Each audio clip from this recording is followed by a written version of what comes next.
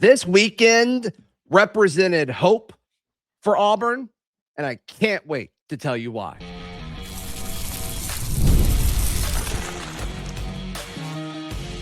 You are Locked On Auburn, your daily podcast on the Auburn Tigers. Part of the Locked On Podcast Network, your team every day. Yes, welcome on into Locked On Auburn, your daily Auburn Tigers podcast. I'm your host, Zach Blackerby, and thank you so much for making Locked On Auburn your first listen every single day. Lindsay, Crosby of the Barn, Auburn.com, and a million other places hanging out with us. I'm Zach Blackerby, and we'll talk about Stephen Pearl and Auburn basketball. They changed their season this past weekend. Incredible, as well as the tight end room for Auburn football becoming one of the more fascinating rooms on the team for sure. Heck, maybe in the SEC. We'll see. But Lindsay, an overarching theme throughout this entire offseason, I think kind of showed itself again this past weekend, as well as really this past week. And it's been something that Auburn fans are focusing on, as well as everyone that follows football at any level. And obviously, as fans, we all want to have hope. And that's what change represents.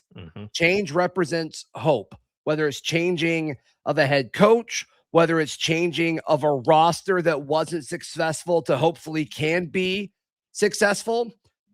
But it really boils down to two things. And I think we've seen enough of that in the past month to where if you nail these two things, anything can happen.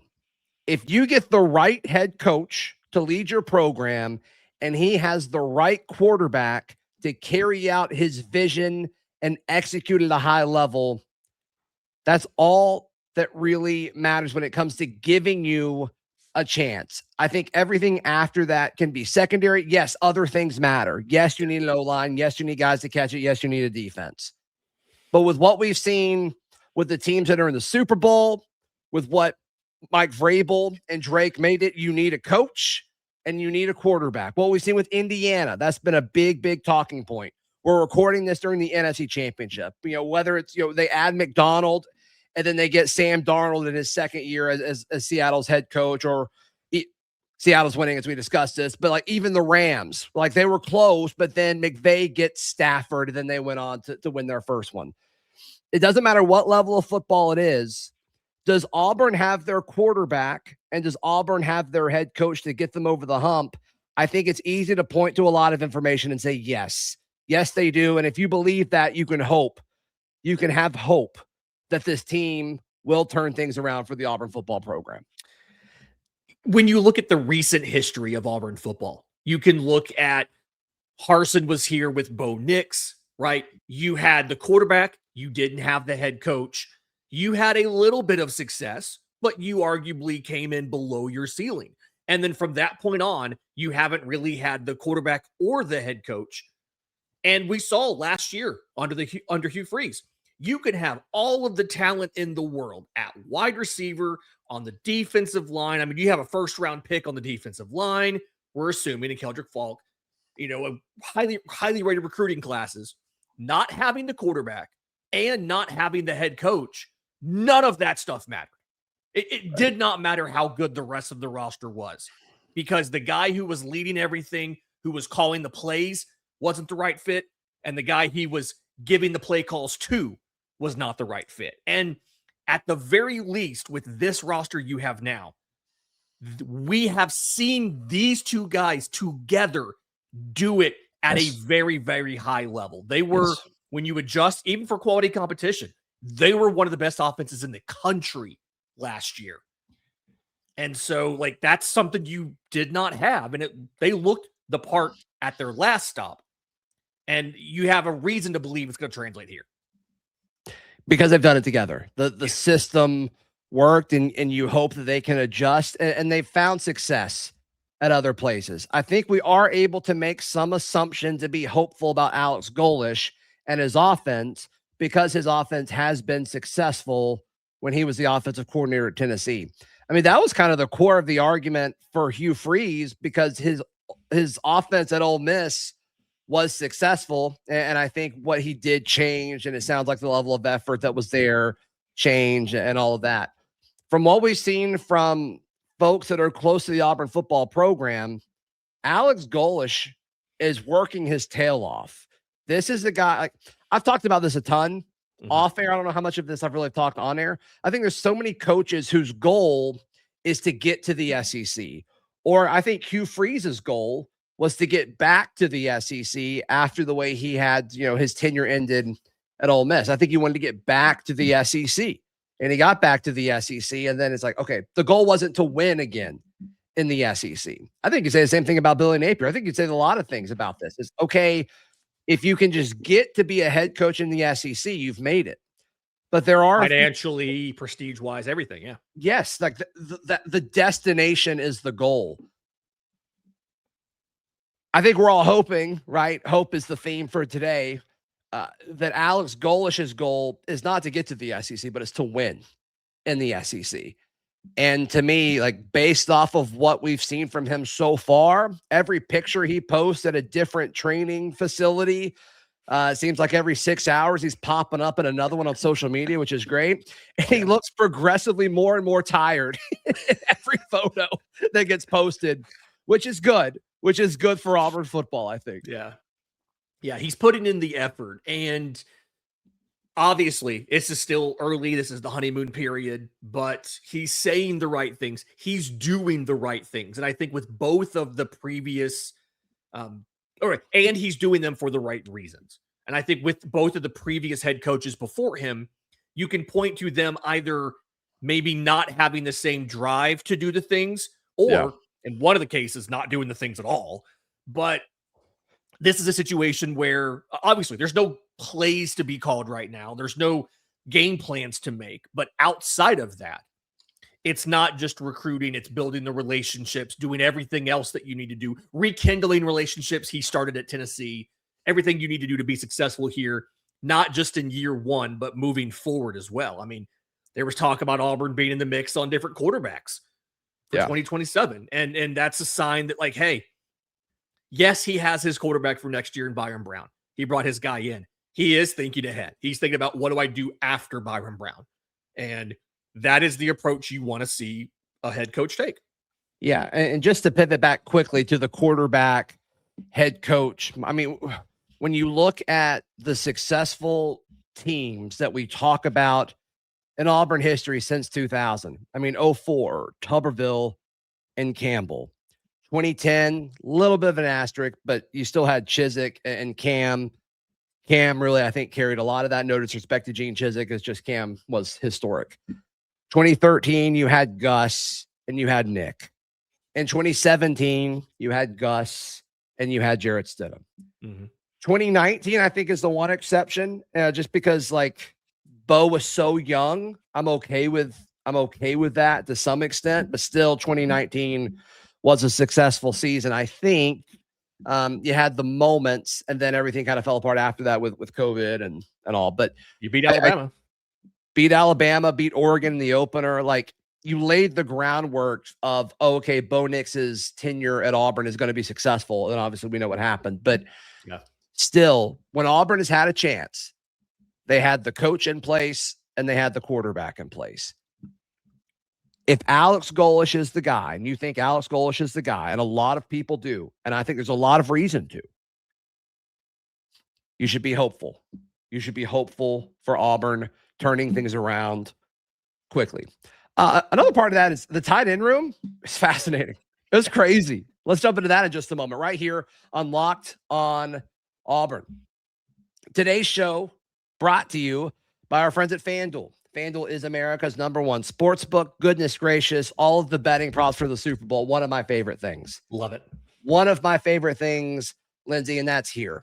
That is absolutely here. Last call for football on FanDuel. One final Sunday, one last kickoff. The final chance to get on the action before the NFL season comes officially to a close. If you're a new customer, just bet $5. You can get $200 in bonus bets if you win. Make it count, because after the Super Bowl, the season is over. Last call for football on FanDuel, the official sportsbook partner of Super Bowl 60. Visit FanDuel.com today to get started. Thank you so much for making Locked on Auburn your first listen every single day. If you haven't already and you're an everydayer, please consider joining the Everydayer Club. Every Locked On show has one. We have one on Locked On Auburn as well. LockedOnAuburn.supercast.com, or you can check out the links in the episode description down below.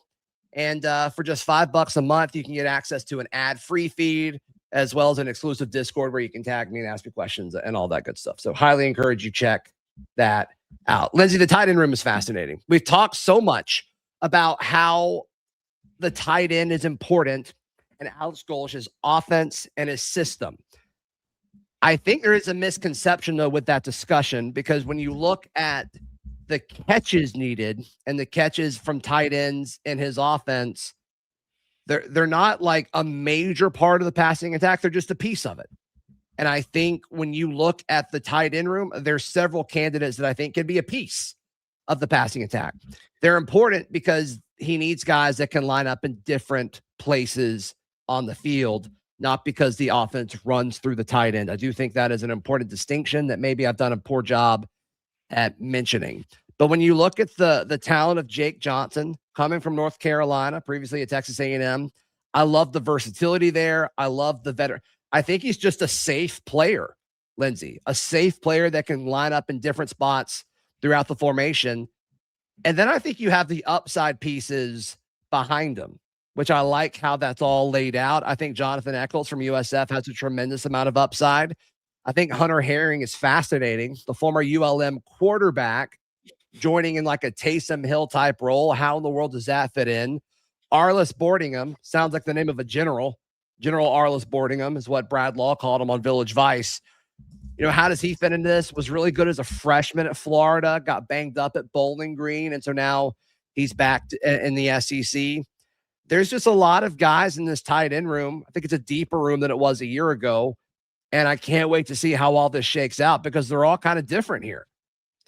Yeah, what I'm a big fan of is, to your point, a lot of those guys at USF, they played a lot, but they didn't. I mean, I think they combined, I did the math here. They combined for 29 catches on the season among 4 guys and 6 touchdowns. And 2 of these guys had 1 catch on 1 target. So just not doing a lot of work from a passing game perspective, but they're on the field a lot. Jonathan Echols was pass blocking quite a bit and did well at it. Yeah.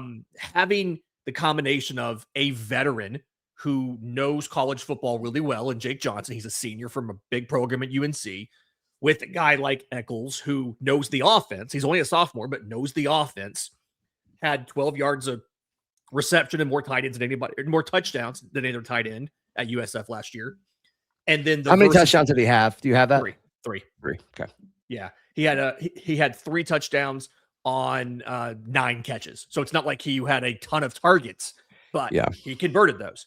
And he was a piece of the offense. Yes. His tight ends and Golesh's system, they are pieces of the offense. Now, could that change and be moldable if they got a super dynamic guy? Sure. I think so, but still, I think it's worth noting.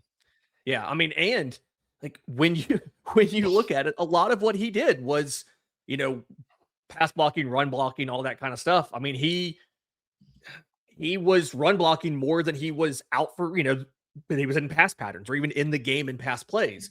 Yeah. But you have those 2 guys. You have a very experienced, versatile tight end in Johnson. You have a guy who knows the offense in Echols.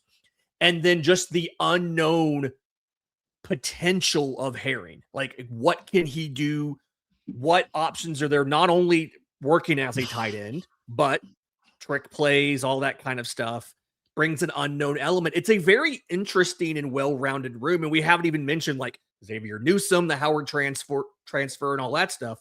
So a lot of guys here, a lot of pieces, and it makes you feel like whatever they need out of the room, they're going to be able to get. My question is, how does Herring fit in with we play incredibly fast and our tight ends on the field doing a lot of different things on every play? Can he acclimate to the position quick enough to contribute that way? But we'll see. Yeah. Is Hunter Herring, is he a tight end? Like, is he truly a tight end? Is he a gadget guy? Is he the 3rd or 4th tight end and maybe a backup quarterback if needed? I'm fascinated to see like what exactly that looks like. I'm fine with any answer. Lindsay, I don't really see the downside of this. I felt good about the tight end room before Hunter Herring or Arliss Boardingham joined the room. And I think this is added depth. I think it's added upside. Like, I think Jake Johnson is solid. And I think the floor is pretty high. And I think the ceiling is there. I think it's solid. I don't think it's ridiculously high because he's played for so long. Like, what you see with a guy like Jake Johnson is what you get. And in this case, it's not a bad thing. Steady Eddie. The upside is, okay, Hunter Herring, an athletic quarterback changing to tight end. Interesting. Arliss Boardingham, I think he was like an all SEC freshman. He was, I think, a freshman All-American, actually, in 2023. I need to give him more credit. Awesome. Yeah, we got him, and our Locked On Gators host was like texting me how bad he was. And then I looked at his numbers, and I'm like, I don't know why you would hate on this kid. I don't know. And then Jonathan Echols, Xavier Newsome, I think is interesting. I mean, Xavier Newsome, I trust it because he followed his head coach, who is now a position coach here. And so I think that matters. And then Ryan G, friend of the pod, high on Ryan. And then I like DJ Broughton a lot as a true freshman. I don't think he plays much this year, but I like his game. So most freshman tight ends don't play a ton. It's such a hard position because you're having to do receiver stuff and wide stuff. Like, you're having to do both, right? Yeah. I mean, you're limited physically and athletically because, I mean, you have to be big and still do the things that offensive linemen do and as receivers. It's just a tough position to play. So I do like the fact that it feels like, and tight end's a great example of this. It feels like Auburn and Golesh have done a really good job of we have guys to get us through 2026, but we also have guys that, assuming they stay, which is no guarantee, but assuming they stay, we can grow those and replace the guys who we brought in that are seniors, right? Like, sure, Johnson, obviously Herring's a senior, but Jonathan Echols is a sophomore, Xavier Newsome is a sophomore, Ryan G's a sophomore. Like, they got him to stay. And everybody else in the room that left, right? Preston Howard left, Hollis Davidson left. They got Ryan G to stay. And so, provided these guys don't leave, you have a solution for 26, and then you have the guy behind them. And I feel like a lot of positions, you're seeing that's how they approached it. Yeah. Well, that lines up with something I've said a bunch. Like, the true sophomore class is the core of this team. Yeah. And it's a really nice balance at most positions as far as winning this year and winning the following season. I mean, you could say that at tight end, you could say it at receiver, you could say it at D-line, you could say it at edge, you could say it at linebacker minus, Xavier Atkins and DeMarcus Riddick, you could say it at defensive back. Certainly. So 100% agree with you there. Stephen Pearl and Auburn basketball, they changed their season this past weekend. More on that in just a moment, right here on Locked On Auburn.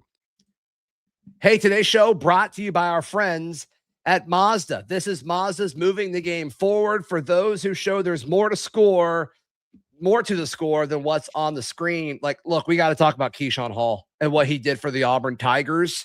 Yep. First 10 points at the game and the upset on the road in Gainesville against the Florida Gators. First time in 30 years. God, since 96 was 30 years ago. I was three the last time Auburn won in Gainesville. Keyshawn Hall, I think he finished with 24 points. Incredible stuff. These plays remind us of what it really takes to raise the bar. It's the extra work off the court, dialing in every detail, giving it that extra fire, the grit, and I never quit. We put that same passion into every model. Highlights make the real. What it took to get there makes it count. There's more to a Mazda because there's more to you. Thanks to Mazda for sponsoring Locked On Auburn. Thank you so much for making Locked On Auburn your first listen every single day. I'm Zach Blackerby. He's Lindsay Crosby. Keyshawn Hall, Stephen Pearl, Sahad Pettiford, whoever you want to say. The Auburn basketball program saved its season. It turned the season around. I wasn't in the camp of, they're going to miss the tournament if they lose to Florida. I wasn't in that camp. But, man, does it just change everything. It changes absolutely everything, Lindsay. Yeah, the narrative going into this game was obviously they've not been able to beat the good teams on the schedule. They've struggled on the road.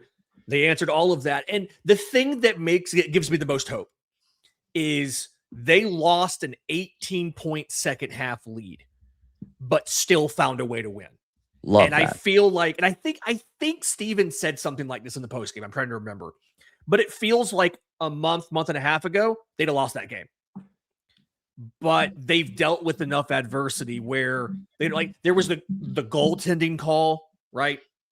Sure. And then, from there, obviously it was challenge and everything. But from there, they just put the game away. It's like that was a galvanizing moment. It was tied after that.